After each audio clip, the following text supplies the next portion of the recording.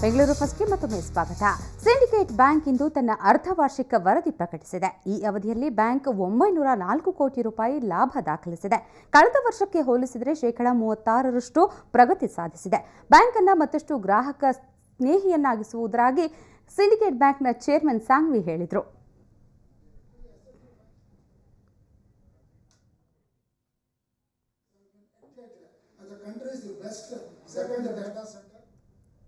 ಸ್ಪರ್ಶ ಆಸ್ಪತ್ರೆ ವತಿಯಿಂದ ಪ್ರತಿ ವರ್ಷದಂತೆ ಈ ಬಾರಿಯೂ ಸ್ಪರ್ಶ ಅಭಿಯಾನ ಕಾರ್ಯಕ್ರಮ ಹಮ್ಮಿಕೊಳ್ಳಲಾಗಿತ್ತು. ಕಾರ್ಯಕ್ರಮಕ್ಕೆ ಮೈಂಡ್ ಟ್ರೀ ಕಂಪನಿಯ ಅಧ್ಯಕ್ಷ ಸುಬ್ರತೋ ಬಾಗ್ಚಿ ಚಾಲನೆ ನೀಡಿದರು. ರಾಜ್ಯದ ವಿವಿಧ ಭಾಗಗಳಿಂದ ಆಗಮಿಸಿದ್ದ 200 ಅಂಗವಿಕಲ ಮಕ್ಕಳಿಗೆ ಶಸ್ತ್ರಚಿಕಿತ್ಸೆ ನೀಡಲಾಯಿತು.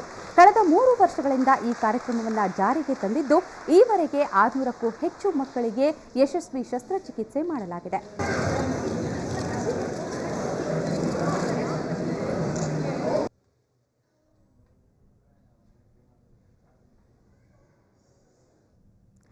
ಜೈನ ಮುನಿಗಳ ಕೇಶಲೋಚನ ಕ್ರಿಯೆ ಎಂಥವರ ಮೈಯನ್ನು ಜುಮ್ಮೆನಿಸುತ್ತೆ. ಬರಿಗೈನಲ್ಲಿ ತಲೆ ಕೂದಲು ಕಿತ್ತಿಕೊಳ್ಳೋದು ಸುಮ್ಮನೆ ಮಾತಲ್ಲ. ಇವತ್ತು ಬೆಂಗಳೂರಿನಲ್ಲಿ ಪುಣ್ಯಸಾಗರ ಮಹಾರಾಜ ಮುನಿಗಳು ಕೇಶಲೋಚನ ಕ್ರಿಯೆಯನ್ನ ಜನರ ಎದುರೇ ಮಾಡಿದ್ರು. ಆ ಕ್ರಿಯೆಯನ್ನ ನೋಡ್ತಾ ಇವತ್ತಿನ ಬೆಂಗಳೂರು ಫಸ್ಟ್ ಮುಗಿಸೋಣ. ನೇರ ದಿಟ್ಟ ನಿರಂತರ ಸುದ್ದಿಗಾಗಿ ನೋಡ್ತಾ ಇರಿ ಸುವರ್ಣ ನ್ಯೂಸ್.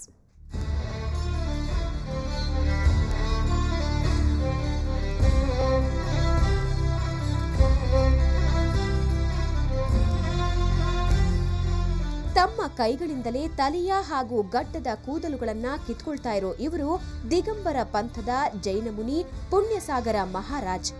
ಕೂದಲನ್ನ ತಾವೇ ಕೈಯಿಂದ ಕಿತ್ತಿಕೊಳ್ಳುವ ಕೇಶಲೋಚನ ಕ್ರಿಯೆ ಬೆಂಗಳೂರಿನ ಜಯನಗರದ ಚಕ್ರೇಶ್ವರಿ ಮಹಾಸಮಾಜದಲ್ಲಿ ನಡೆಯಿತು. 3-4 ತಿಂಗಳಿಗೊಮ್ಮೆ ಈ ಕ್ರಿಯೆ ನಡೆಯುತ್ತೆ. ಅದು ಪ್ರಾಯಶ್ಚಿತ್ತ ಸಲುವಾಗಿ ಮಾಡ್ತಾರೆ. ಈ ಕೂದಲವನ್ನು ಕೀಳಬೇಕಾದಾಗ ಅವರಿಗೆ ಸ್ವತಂತ್ರ ಚರ್ಯ ಇರ್ತದೆ. ಅವರ ಕಡೆ ಯಾವುದೂ ಪರಿಗ್ರಹವನ್ನು ಇಟ್ಕೊಳ್ಳೋಂಗಿಲ್ಲ, ಏನೂ ಮುಟ್ಟೋದಿಲ್ಲ ಅವರು. ಆ ದೃಷ್ಟಿಯಿಂದ ಅವರು ಇವೆಲ್ಲವನ್ನು ತ್ಯಾಗ ಮಾಡಿ ಆ ಕೇಶಲೋಚನೆ ಮಾಡಿದರೆ ಅವರಿಗೆ 5 ಇಂದ್ರಿಯಗಳ ದಮನ ಆಗ್ತವೆ. ಇದು ಒಂದು ರೀತಿಯ ಕಠಿಣ ವ್ರತ. ಪಂಚೇಂದ್ರಿಯಗಳನ್ನು ನಿಯಂತ್ರಣದಲ್ಲಿ ಇಟ್ಟುಕೊಳ್ಳಲು ಈ ಕ್ರಿಯೆ ನಡೆಸಲಾಗುತ್ತೆ.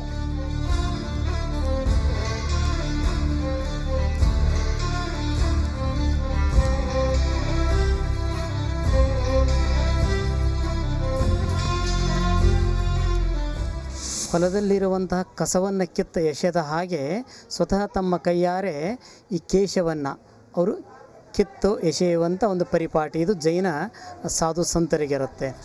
ವೈರಾಗ್ಯ ಉಳಿಸಿಕೊಳ್ಳೋಕೆ ಈ ರೀತಿ ಮಾಡಬೇಕು ಅನ್ನೋ ನಂಬಿಕೆ ಇದೆ.